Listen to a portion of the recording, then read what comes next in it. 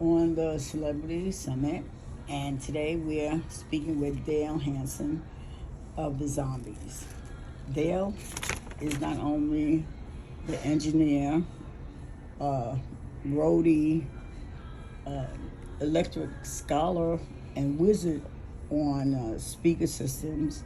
He is also a new zombie member. The zombie said he is the sixth zombie of the band, the cute one. So we're going to ask Dale questions because Dale is intricate to the success of the band, and he's been with the band for quite a while, and we're going to let Dale speak on those subjects. So, hi Dale, thank you so much for taking time to speak with me today. How has the Zombies' recent U.S. tour been going? Well, so far it's been. I think it's been going really well. We did the South by Southwest promoting the new documentary and the new album that we've done, and everything's been going really well. And people, it's so lovely that people are enjoying the new music that we've all worked on together and done, and so far it's been amazing. It's been really good. It's been really good. And you kept up with all that crazy schedule. We were doing sometimes 3 shows a day in South by Southwest, but we managed, we did it, yeah. And we it's just all planning really. We all know what we're all doing between all of us, and we work together, like you say, as a team, and we made it happen. Yeah. Oh, yeah. Congratulations on the award the Zombies received at Southwest. Oh, it was great. That was amazing. Mm-hmm. And that they donated to charity to help fight injustice. Mm-hmm. Brilliant, yeah. I thought that was phenomenal. Okay, Dale, can we start at the beginning of your odyssey before the Zombies? What are your skills that made you an excellent fit for this iconic band? And what led up to your career that led you into electronics, that led you into music? Well, I mean, it's something you do all your life. It's like the Zombies, they started when they were at school. I was in school bands. I was always in bands, and when I left school, the first job I got was with a band, to work, funny enough, on a government scheme with a band called UB40, because I'm from Birmingham, and unfortunately that didn't happen because the press said, that the UB40 are a bit of a band against the establishment, and they're employing somebody through the government. So that I didn't actually end up going to work with UB40. So I ended up in a studio with some guys I don't know if you know another Birmingham band, Dexter's Midnight Runners. I don't know if you know that band. Well, they had a few #1s in England, and I ended up in their studio, and that's where I started learning engineering, whilst I was in my own band and doing my own music, and till I was I think I was 19, I was playing around the circuit in Birmingham. So you played an instrument before you moved to electronics? Well, with the bands earlier, I was a singer and the guitarist in the band. That's were my early bands. And then, but when I moved to London when I was 19, because I loved electronic music. That's where I was really, really loved. So I did more keyboard playing then. That's why my thing with Rod, I work with all his keyboards, because I became a keyboard player more with bands, and then so I moved to London playing keyboards, producing music, and that was more my thing. And I worked in studios and learnt how to engineer, and then I ended up taking over studios and still always on the side with my own bands. Mm-hmm. And so I've always been, up until I'd say about 20 years ago, I always worked in studios, recorded and produced, and the live stuff that I did was more what I did later in my career.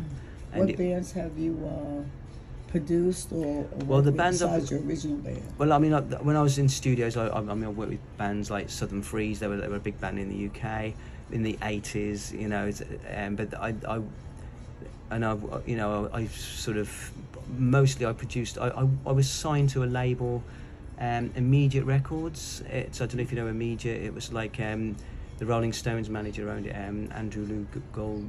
He was the owner of the label, and he signed us, and he put stuff out for on his label, and he was a big fan of my band at the time.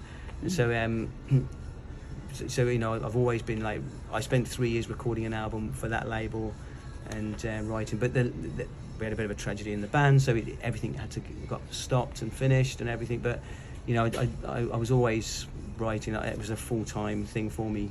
I always did. Can you still hear this music of the band on YouTube or something like that? No, it's because it was before YouTube and all that, and we split up in the mid-90s. In the mid-90s. Media. Yeah, before. I mean, I've got all the CDs and everything that we had, and it was all released onto the radio, but it all got stopped because of a situation. But that's all. But I've still got all the music and everything. UB40. No, that wasn't UB40. This was in the 90s. This is a band called the Asking Chair I used to be in. Say the name again? The Asking Chair. Oh, okay, that's a unique name. So, Asking Chair. And that was a band in London, but we were together for quite a few years, and yeah. Okay, other artists you have produced, and we just spoke about that. Mm-hmm. Okay, and what's your favorite bands? And what music do you listen to when you're not working? Well, I love so much music. I love melody and everything, but it's because I love a lot of my favourite bands are some of the Birmingham bands like Led Zeppelin, because I love Led Zeppelin and all those kind of bands. And Black Sabbath was a local band to me as well, and I love them. And obviously the Beatles. I used to play the Beatles all through school in my bands. We used to love playing the Beatles. And but I mean, probably my most respected and favourite artist is George Michael. I mean, I think he's underrated because he's a good-looking guy. He's a brilliant artist, and he's a pop star. And people don't listen to his music how powerful it is. He's up for the Rock and Roll Hall of Fame. Oh, he should get it. He's written so well. He writes, produces, he does everything on his music. He's the performer. He plays on the records. He's an incredible artist, and the lyrics are so powerful. Fabulous. Yeah, so one of my favorite artists also. Oh, good. I mean, Wham, what a great pop band. Right. Perfect pop band. Then he matured, and then he became a great artist. Right. And he did a solo with Aretha Franklin. Yeah. Number one, classic, I knew you were waiting. Gives me chills. Everything he does is just, it's amazing. Yeah. Beautiful taste in music. Oh, cool. Have you put out any recordings we should know about? Well, I put out. Funny enough, when I started getting into live music, I started running a venue in London with a friend of mine, and I got to know quite a few artists. I mean, I worked with in the venue we worked with Ed Sheeran and Katie Tunstall and The Feeling. Loads of really big bands came out of this club that we did, and then one artist, I met this guy from Madagascar, and his music was mesmerising, so I recorded 2 albums with him. What's his name? Modest Duke, but Modest is his name that we Modest. Modest, with an E at the end because it's French. Modeste. And I recorded 2 albums with him, and we released them, and we toured with them, and they did really well in the UK and Europe. And it's because it's Madagascar music, which is so melodic. Because I love melody, and his music is very melodic and rhythmic. And so what I did, I took it and I made it sort of like not commercial, but I made it so it was like we could listen to it and really enjoy it, and it was a bit sort of just pulled it together and made it into something I thought really good, and it really worked. So the question is, you said that you try to make it commercial. Well, not commercial. Keep it pure. Keep it so it's like because he had so many good ideas that you can lose the melody a little bit. But I could hear the melodies, but they were getting a little bit lost. Just to pull them together so you can actually capture the melodies of what he was trying to do. Most music, there's a hook in the song that grabs you, and you hear it over and over. Well, this is very much like that, because it's very hooky melodies in Malagasy music, and it was amazing, and that's what drew me to it. And funny enough, because I do a lot of I love electronic music, and Sony approached us and they wanted club mixes because they thought this is so melodic it would make great club music. And so Sony have you put together any club music, dance music?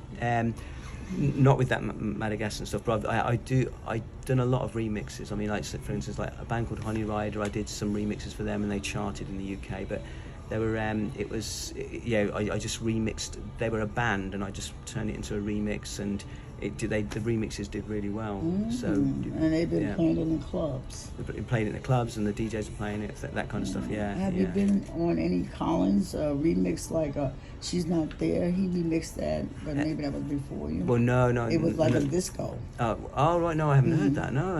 Oh my God. That's quite funny because the guys they sort of your music, it's, dance music. Time Code 64. Oh, okay, I'll check that out. Yeah, right, okay. It's like, to me, it reminds me of a helicopter because the music builds up, boom, boom, and it builds up, and then it explodes.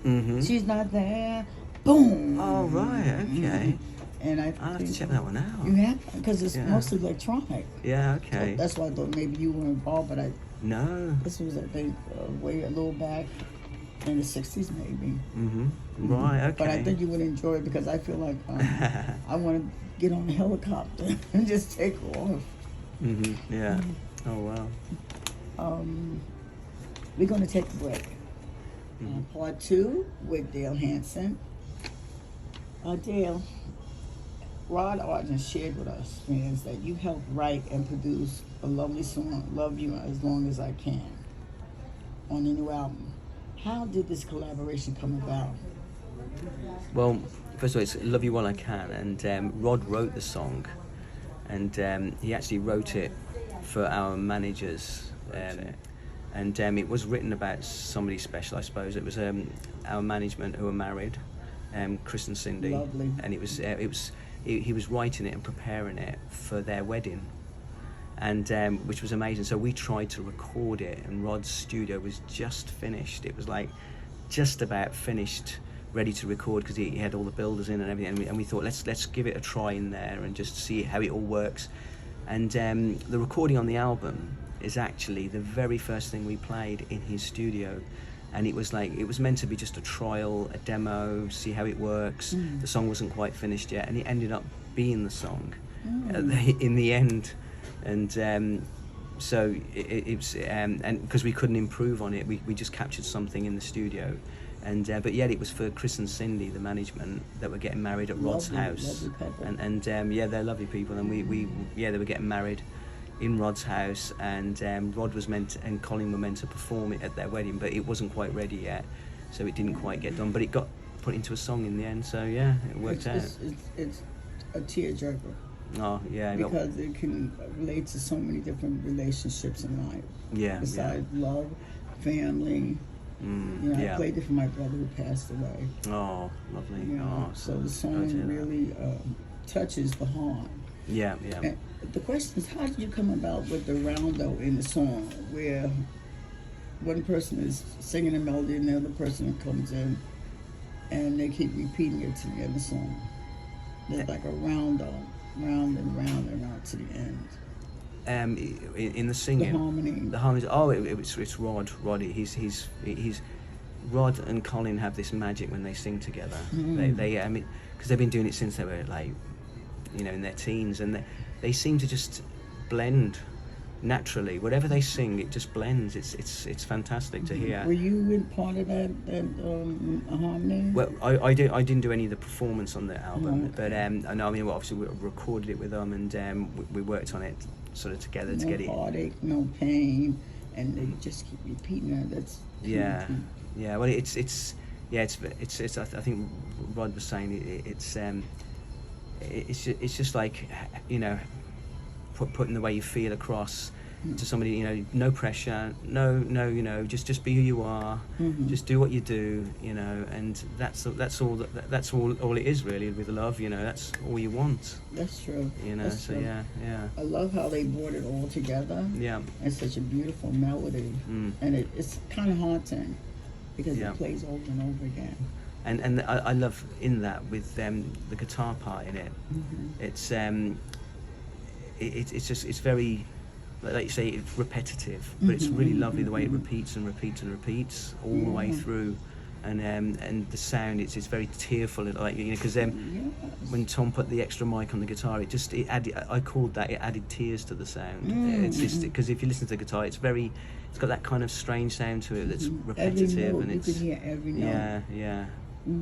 It's, to me, it reminds me of the type of song where if you're feeling kind of sad, you would play it and pull the covers over your head and just let the emotion. Yeah. Next question: Can you talk about? Okay, can you talk about the process a little bit? But you spoke about that, which was very elegant. Do you have any songs that you would like to produce? What do you mean, my own, or? Yes, Oh, I've got yes. loads. I mean, I'm starting at the moment. Yeah, I'm starting to do some more of my own. I've got lots of. I've written about 50, 60 songs that I've recorded, not recorded. You know, that have been put out and everything. And I just want to start getting all my songs together. I think you get to an age where you think, oh, let's see what I've got and go through all my songs. I've got so many songs, and what can I do with this? To produce them? I'm doing that at the have moment. somebody Yeah, help you yeah. When I've get got them my out? studio, I'm in the process of doing that now. I'm just starting to get them all together at the moment. Yeah. Will it be mostly electronic, or will you have other? It's I'd say it's mostly electronic what I do. Yeah, it's mostly electronic. And is it? Does it have lyrics, or is it mostly Lyrics? instrumental? No, it's songs. They're full songs. Yeah. Any example you could share? Well, I mean, they're all songs that nobody knows, unfortunately. But I can share them definitely when they're done. I'll definitely share them. Yeah. Can you please, and we can just share them with all the rock fans. Oh yeah. Because the best thing about music is that it's inspiring. Yeah. And since you're coming out the shadows, what better way? Well, I can always, if you want, I can give you the chairs from the songs from the Asking chair, because they were recorded and put onto CD. I would love to. So I mean, I can always get those, and those can be listened to. That's not a problem. I'd love to share that with all the fans that's going to see Yeah. the video. Yeah. Well, we wrote very unusual songs, and they were very much about our lives and the way we lived at the time, and because we lived in Camden, and it was very much what we were doing at the time. Camden is very cool. I would. That's where our studio was in London. Camden. Yeah, our recording studio was in Camden, and the whole thing we did, all our music revolved around Camden. Okay, so. you have a beautiful marketplace in Camden. Yeah. It's like a museum. And you got the stables and all the old retro furniture and nostalgic a stuff. V museum, a V. I'm sure there is. I mean, I haven't seen the museum there, but I'm sure there's stuff like that. Vagina museum. Oh, probably, yeah. And it's I that saw kind of place, yeah. Yeah, one time I'm like, what? So Camden, I was thinking about staying there next time I go to London. Oh, right. Yes, definitely. Well, It was come and so visit me if you do, 'cause cool. I'm not far from Camden, so. Because Yeah. we just took the bus when we were in London and just rode through, and we ended up in Camden. Oh, yeah. And they had a lot of musicians playing in the streets. Yeah. Really Yeah. cool area. Yeah. The next question is, the COVID-19 slowed up a lot of bands. Has it affected your creativity and output? If so, how? How did COVID affect you as a musician? Well, we didn't do anything for that time. We couldn't tour, we couldn't gig, we couldn't get together as a band. It gave Rod, in regards to the Zombies, it gave Rod the time to write these amazing songs, which he never had because we were always working. And so he actually had the space to do the songs, and that was pretty good. Right. And you mentioned that you stayed at Rod's well, while you were working. We were working at his a lot, but a lot of the time through a certain part of the pandemic, we couldn't get together because you couldn't drive and you couldn't get out of where you were, and there's no driving allowed. So, I mean, with the songs that that we recorded with the band, I'd have them in my place, and I'll be going through the bits and playing with them and doing stuff. You have a recording studio in your home? I've got a setup, recording stuff. So I've got my own little studio, and I do my own stuff. And so I was doing like, or even all through the recording, I'll be probably I take the stuff to mine, I'll be listening to it and fixing things and doing stuff, and then my studio is, because Rod's got an amazing big studio, so I'd take it to his, and mine would be like a notepad, and I'll be just dropping things, because we'd have the same software, so I'll drop things off in there and see if they worked, because sometimes things work in my studio and I listen to them in Rod's and they don't, so there's a lot of that going on, but... how does that translate to the stage? You polish it up in the studio, and then the band performs it on stage. Well, how does, because the performances are exquisite. Well, It's seamless. with the album, the performance was done in the studio, and then on for the album, and then they performed it after.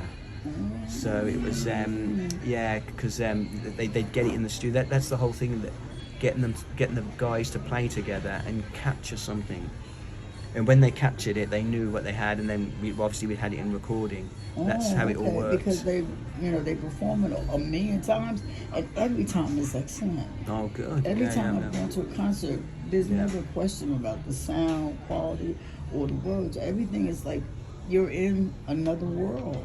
Yeah. And Good. your engineering, I think, contributes to the quality of the performance, because you don't hear feedback. Or this is too loud. No, everything is balanced. Dale, I don't know how you do it. To me, it's like being a magician. Well, with the sound, from my point with regards to sound, is like I like it to sound full but not loud where it's overpowering. You can't enjoy it then. It's got to be present but not so loud that it's uncomfortable. And I hate going to concerts where it's just uncomfortable to listen to the band. It's a shame. You hear this heavy bass sometimes, and then boom, boom, boom, and everything is vibrating. So you miss the quality of the performance. Yeah. But I've never experienced that with the Zombies performance. Oh, good. And I think that's why the crowds are so big, because the sound is always consistent. They put the excitement on it, and you put the quality on it, and that makes a perfect to me, a gift to our ears. So thank you for being an excellent engineer. Oh, cool. Thanks. On a personal note, I met your handsome son, who is gorgeous. You have other children. What are your daddy plans for your kids? Do you want them to follow in your footsteps, or are they on their own path? Well, I've only got one son, and it's Joshua. And you were at Abbey Road. Yes. And he had what a lucky boy to have his birthday at Abbey Road. Was that the 13th birthday? 13th, yeah. 13th. I mean, he had his 13th birthday at Abbey Road, and I mean, that's mind blowing. I mean, to have that. All that history, and he's right there. Yeah, and he's grown up with the Zombies, because I started working with the Zombies when he was pretty much just born. So his whole life has revolved around the Zombies, and he knows that obviously he's part of the family, because he's been with the band. And it's like Steve, all Tom, all our kids have grown up with the band, and Joshua. He wants nothing to do with music, unfortunately. He's not interested, and for some crazy reason he wants to be a professional fighter. So I don't know where that's come from. He goes training, he does jiu-jitsu, he does kickboxing, he's now at an age, and I've just got to support him, really, because I mean I can't go against what he wants to do in his life, and he's only 13 and he's 14 now. 14, he wants to be a fighter. And he wants to be a fighter. Okay. So we'll see. I told him, if you like your good looks, forget it. I'm serious, but he'll protect his dad. Yeah. Mess with my papa. So you have one child. One child, Joshua. Yeah. And how does your family deal with you on the road a lot? Well, how do you balance it? It sort of doesn't balance, really. I think this is a problem with a lot of artists. Yeah. Well, basically, I mean, a couple of years ago, my wife and I divorced because of all this, and it's just part of the journey in what we do. Unfortunately, it just didn't work out. Some people don't like that life, and because it is large amounts of time away. Yeah. From the home. It is, and a lot of pressure on her, me. Everything. So I mean, unfortunately, that didn't work out in the end. But it's I mean, we get on really well, but it's just one of those things. But yeah. So it's doing what we do. Sometimes it can be a bit of a strain. Yeah, you have to make choices and sacrifices. Yeah. Thank you for sharing that. No. Okay. How do you?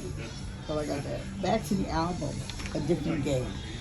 Can you talk about how this title name came about? Because the name is fresh and full of questions, at least for me it is. What game, whose game, and why a game? I'm sure Rod O'Connor could tell me, but I want to hear your take on this curious title. Well, Rod wrote the song. I won't tell you what it's about because he'll explain it and everything in his interviews and things. But it's a really interesting story because when he came up with the song, he just got back from Germany with the that Bach concert, and he played it. And as soon as I heard it, I just said, yes, this is like it just felt religious. It just felt, you know, it just had this special. That all it needs is that like powerful organ with that bass line on the organ and the kick drum and the snare and a vocal, and it's just a religious experience, and that's the way I visioned it. You know, I just thought that's it, and it was, to me, it was a very powerful song, and the elements are just amazing in it, and what Rod plays. Named the album. Yeah. Game, along with the song. Well, I think the song just said so much to us about when the whole recording of it, the whole. I'd say, out of the whole album, Different Game, Rod and myself spent more time on that by a long shot than all the other songs. Probably nearly all the other songs put together. We spent a lot of time on that song, and because it was very. I was going to say, what made it so difficult? Well, it's a song that where you mix it and you get it sounding right, and then it was very, because it was from start to finish. You get one part of the song sounding really good, and then the second part wouldn't sound as good as the first part. So it's to get the whole thing to work as a whole piece with the orchestras and the and the guitars and the vocals and all the harmonies. It was just such a big piece of music. I was going to say, why would one part? It's like a teeter-totter. One is good.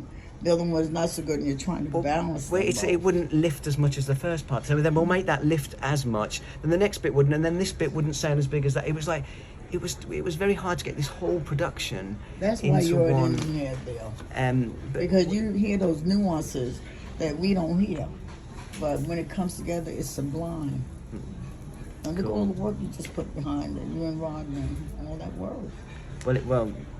It was a bit of a thing with Different Game, and I think maybe unconsciously that's probably why the album's called Different Game, because we put so much work into that, and I think the whole album is a bit different to what we normally do and how we normally do things, and it was nice that like it was our team of people putting the album together rather than a producer, another studio, other engineers in that studio. It was just us, and Rod's brother-in-law Steve Orchard, who's an exceptional engineer. He helped as well, and I think it was just us, our team, family. We did it all, So I think that's what made it special to us. I think, and I think that's what people feel in the recording as well, because it's all about feeling. When it's not about how technically brilliant everything was. Well, you don't know, because we can make it technically brilliant in any studio that's got quality equipment like Rod's, but it's capturing that magic. Is you can't technology can't do that. Exactly. Exactly. Because the title sounds like the music business has changed. Different game, different audience, different way to share your music. Things have changed, and that's why the title sounds so odd, because it can cover so many things. What you just said about working on the song, mixing it, bringing people in, and how people are receiving it, how you're getting it out there on radio stations, and hopefully people will start passing the word around and getting the word out. And I think this venue on the ship is a great way to get the song and the album out. And it's, like I said, every song is fabulous. And I think you should be proud that you were part of this magical mix.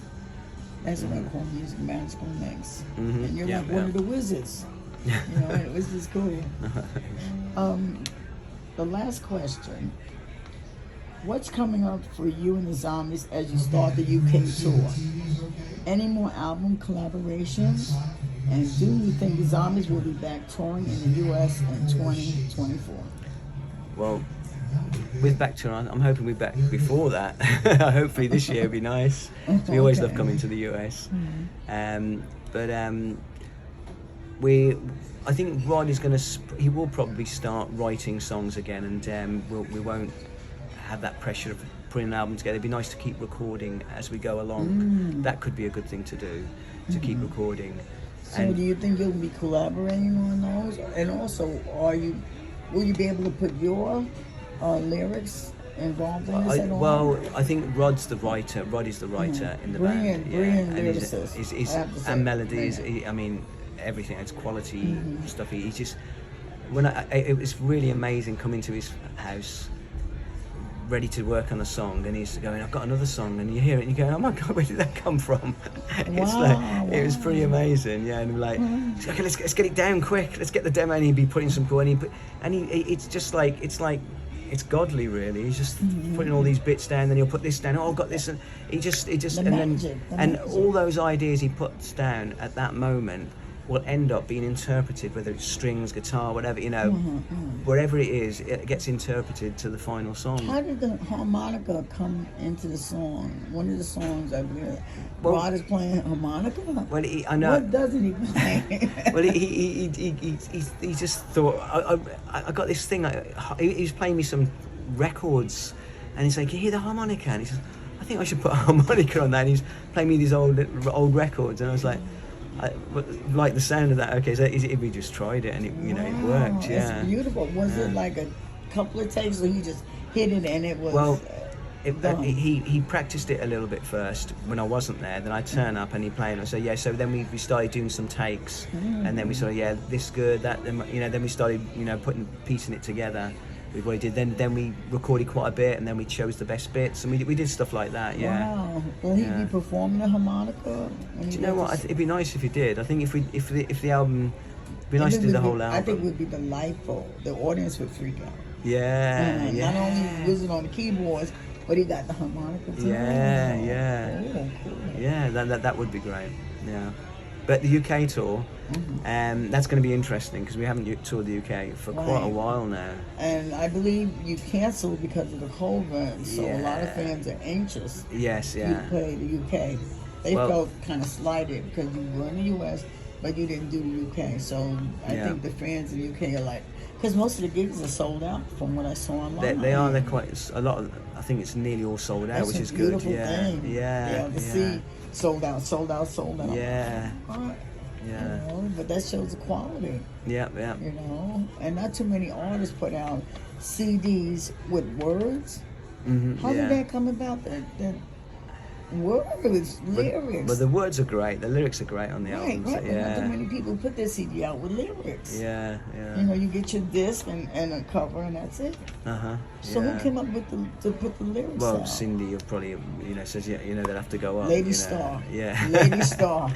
Brilliant strategist, Lady Star. I call her Lady Star. I always got a new name for Cindy because she is so on point with not only the band but the fans. She always organizes events that blow us away. Abbey Road, OMG, Abbey Road to that was walk a great across the street. We all walked across the street. We all did that walk. It wasn't good enough just to go in the studio. We had to walk the walk, and everybody took a picture. Good. She arranged. When I got the phone call, I was in shock. I was on the bus going home, and she said, "Would you like to go to London?" I'm like, "Only Abbey Road." I'm like, "What?" And it was during COVID. I couldn't leave because you can't leave the U.S. But Chris wrote a letter. Cindy and Chris wrote a letter that I gave to immigration, and they gave me my passport to go. Oh, brilliant! And the lady said, "You can't not miss this. A once in a lifetime to go where the Beatles were," and it was like a miracle. To have the means to go there and have a roommate that the Zombies. I was a big fan of Zombies, Katie.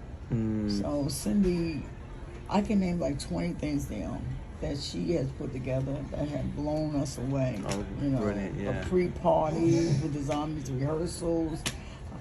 I mean, the pins, the shirts, So, wow. I think about what her and Chris, Rock's management have done, and no other band that I know of has a fan base or a management team that keeps the fans involved. And she thinks about it. She doesn't think about just only the band. but the fans. Yeah, that's great. Yeah, Yeah, that was and fabulous. she's like that with all of us as well. It's all like it's all Like a yeah, big it's full circle. family. Yeah. That's how I see it, like a big family. And it's interesting how she can juggle her family and the zombie family. It's hard on her as well in that and the side. other, Yeah, it is. Yeah. Groups that she, rock management covers. Yeah. She gives everybody quality Yeah. and still have time for us. Mm-hmm. So, I tip my hat to Snippy. We all do. And I Yeah. told Yeah. her, Brilliant. Yeah. Yeah. Cool. So when you, I did say last question, but I got to ask this. In 2008, you joined the Zombies. I did my first. I worked on the first Odyssey and Oracle 40th anniversary, and I did the monitors for the band. Oh, And they had okay. a front of house guy, and I did the monitors, and I worked on stage and set up the stage, did the keyboard. So that was when I first started working with the band. You were dealing with a huge group, I know. All the well, original members, and Vivian was there. Viv was yeah, there. the whole lot. Yeah. And the keyboardist for the Beach Boys. Yeah. Oh, Darian Sejanaja. Yeah, Yeah. that must have been amazing juggling. Yeah. Not only just the sound, but the setup and all the artists and all the equipment and breaking it down and taking it to the next gig and doing the same thing. How the hell, man? Well, that was my first job with them. Yeah. Well, Wow.